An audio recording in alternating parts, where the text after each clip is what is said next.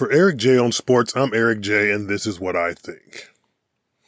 AEW, All Elite Wrestling, is a mess right now. You've got an ex-WWE star who defeated an AEW original to become AEW World Champion and then got hurt and was forced to sit on the sidelines while an interim champion was crowned from another AEW original.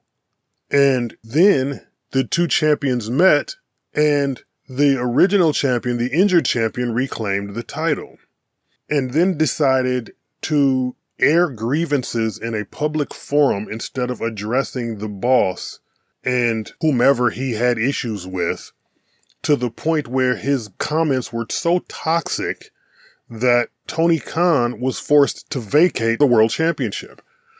So now you've got a new champion, gets injured, gets replaced on an interim basis, wins the title back, and now the title is vacated again.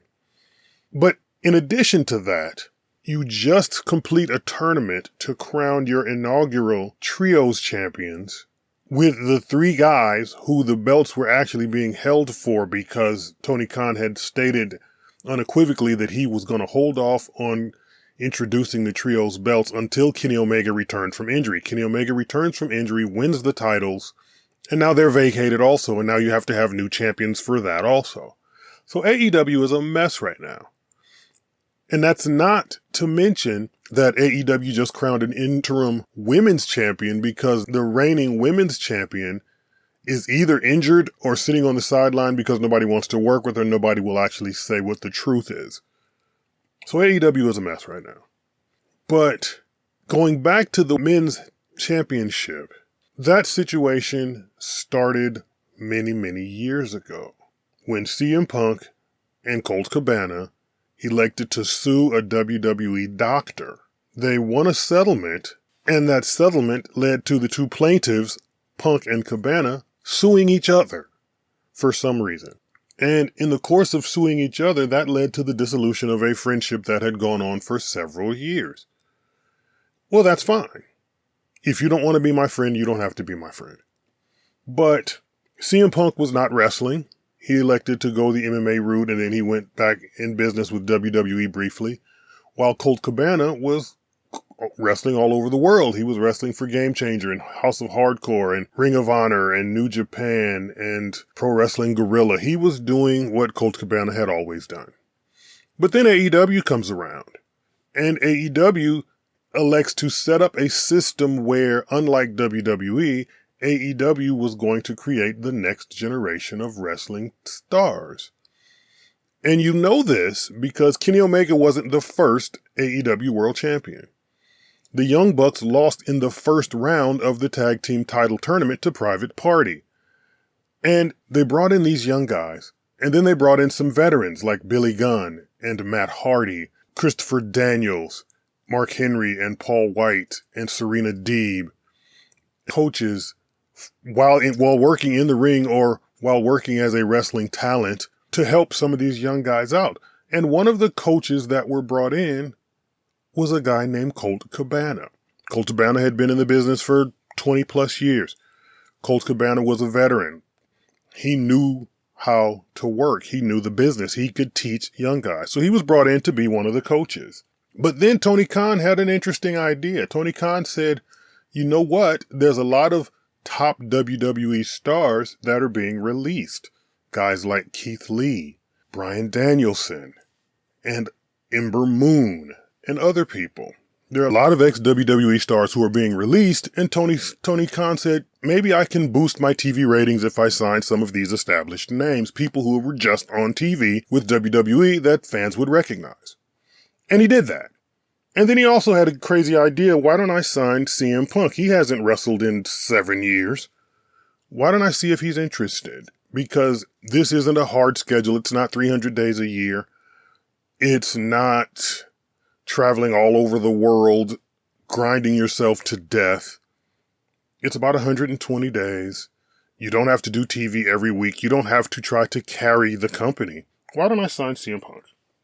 So he did.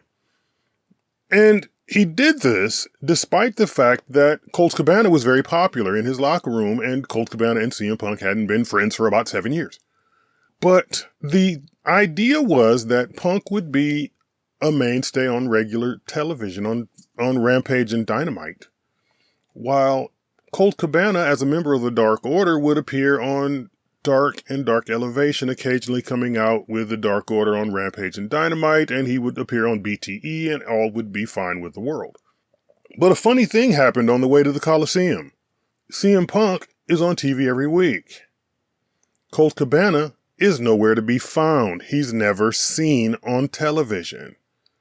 To the point where he's not even referenced as a member of the Dark Order. They did a sketch on BTE where Colt Cabana was turned into a pumpkin and was discussed as if he had left the country and was doing other things for other people in other places in other parts of the world. And so when it came time to start the Trios tournament, Dark Order was already down 2 members who elected not to renew their contracts. When the idea of a Trios tournament started, and the idea, I believe, was started here on this show in one of these videos, Dark Order had 3 established tag teams, Evil Uno and Stu Grayson, Preston Vance and Alan Angels, 10 and 5, and John Silver and Alex Reynolds.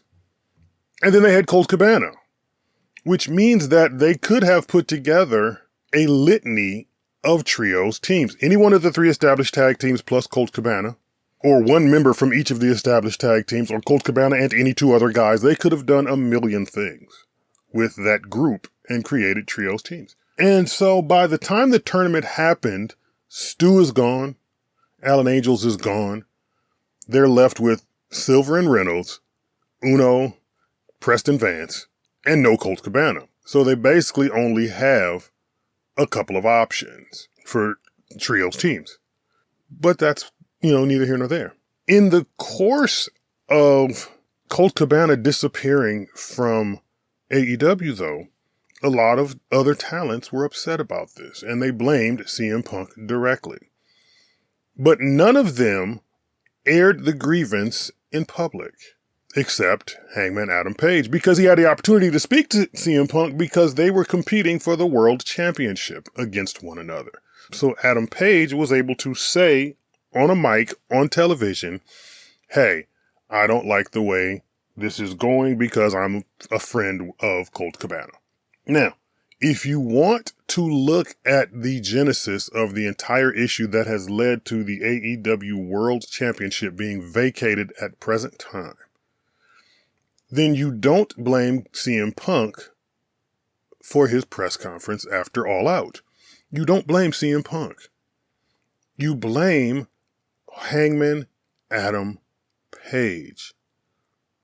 Or you blame Tony Khan for making a dumb decision and not having Punk and Colt Cabana sit down and talk to each other and find out if they could work together before signing Punk because Cabana was already there. Or you just fire Colt Cabana, or you create Ring of Honor and put Ring of Honor on TV and make Ring of Honor a viable something, and you put Colt Cabana in there so that he's working every week. Or you send Cabana to New Japan while Punk is in America. You do something. So you can either blame Tony Khan for not sitting the 2 guys down saying, can you work together before I sign CM Punk? Or you sit Page down and you say, Adam, Hangman, Cowboy, what you said on live TV to CM Punk was not cool. And then you sit Page and Punk down and you go, hey, there will be no receipts. We're not addressing this any further. Page will apologize on Twitter or something. And you guys will continue to promote the world title match. We're not going to continue talking about this anymore. That's what Tony Khan should have done. That's what most other bosses would have done. But the other person that you can blame for this situation is Arn Anderson, or Dustin Rhodes, or Christopher Daniels, or Frankie Kazarian. One of those guys. Serena Deeb even. Vicky Guerrero. And why do you blame Dustin or Arn or Tully or Daniels or Kazarian or Serena or Vicky? Why? You blame those guys because in WWE, they had established locker room leaders.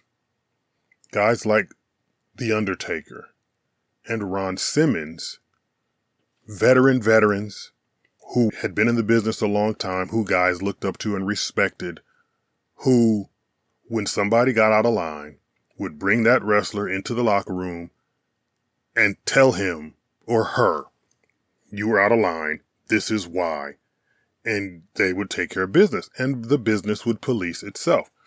And as I said, AEW has guys like BJ Whitmer and Jerry Lynn and Arn Anderson and Tully Blanchard and Dustin Rhodes and Vicky Guerrero and Frankie Kazarian and Christopher Daniels, guys who had been in the business for many, many, many, many years. Guys who, when they spoke, people would listen.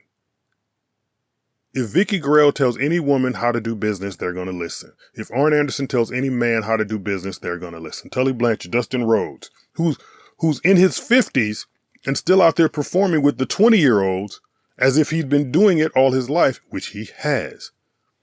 Christopher Daniels, who hadn't lost a step. Frankie Kazarian, who hadn't lost a step. BJ Whitmer, Jerry Lynn, all these guys that AEW signed to be locker room leaders and to be coaches and to be voices. And everybody likes to say that pro wrestling polices itself. So pro wrestling should have policed itself in this instance. Adam Page said what he said. He should have been brought to task. They should also have told CM Punk, hey, not going to respond. But no one did.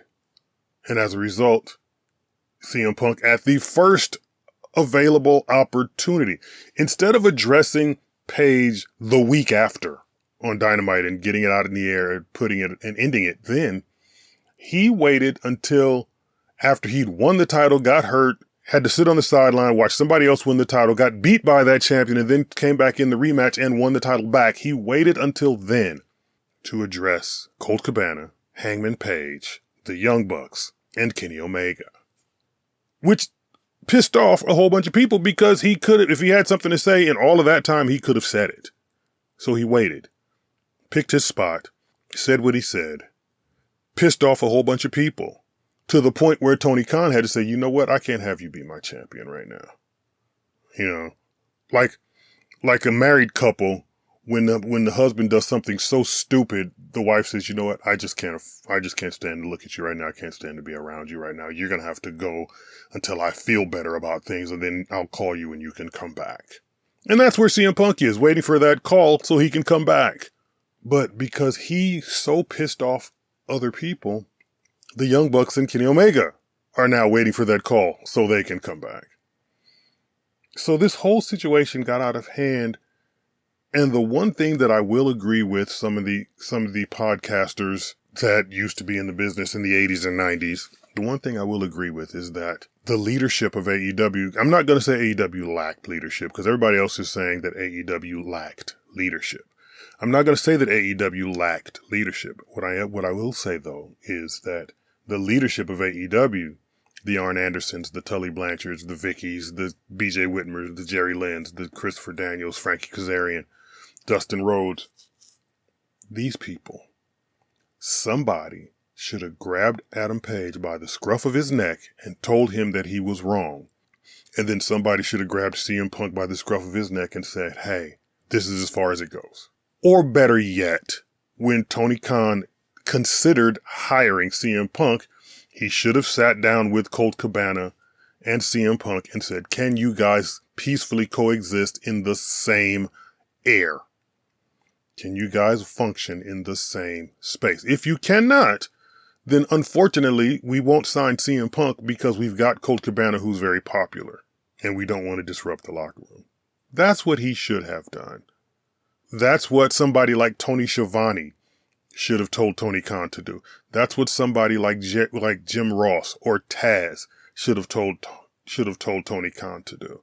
That's what Paul White was brought in there for, to be one of those voices. And none of that happened.